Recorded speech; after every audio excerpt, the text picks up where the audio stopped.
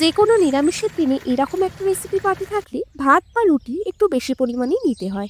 বানাচ্ছি আজ সম্পূর্ণ নিরামিষ উপায় সয়াবিনের মুইঠা।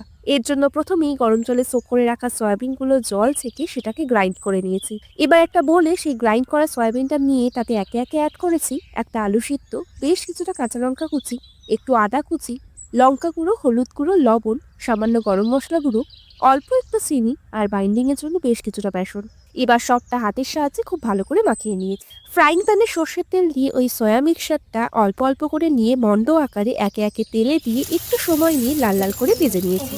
যতক্ষণ এগুলো ভাজা হচ্ছে মিক্সিং জারে একটা গোটা টমেটো, আদা, কাঁচা লঙ্কা, ধনেপাতা আর বেশ কিছুটা বাদামের সাথে 2-3টে কাজু বাদাম নিয়ে ঘুরিয়ে অল্প জল দিয়ে একটা পেস্ট তৈরি করে নিয়েছি। ফ্রাইং প্যান থেকে এবার ভাজা মুইঠাগুলো তুলে সামান্য একটু তেল অ্যাড করে গোটা জিরে আর শুকনো লঙ্কা ফোড়ন দিয়ে গ্রেভির পেস্টে অ্যাড করে দিয়েছি। সামান্য জল দিয়ে গ্রেভিটা ফুটতে শুরু করলে মশলা হিসেবে দিয়েছি হলুদ গুঁড়ো, লঙ্কা গুঁড়ো, জিরে গুঁড়ো আর ধনে গুঁড়ো। গ্রেভি থেকে তেল ছাড়তে শুরু করলে পরিমাণ মতো জল দিয়ে স্বাদ মতো লবণ যোগ করে দিয়েছি। গ্রেভিটা ফুটতে শুরু করলে একে একে ভাজা সয়াবিনের মুইঠাগুলো অ্যাড করে বেশ কিছুক্ষণ ফুটিয়ে লাস্টে একটু গরম মশলা গুঁড়ো ছড়িয়ে দিয়েছি। নামানোর আগে সামান্য ধনেপাতা কুচি ছড়িয়ে দিলেই ব্যাস রেডি আমাদের সয়াবিনের মুইঠা। For more recipes like this, subscribe my channel.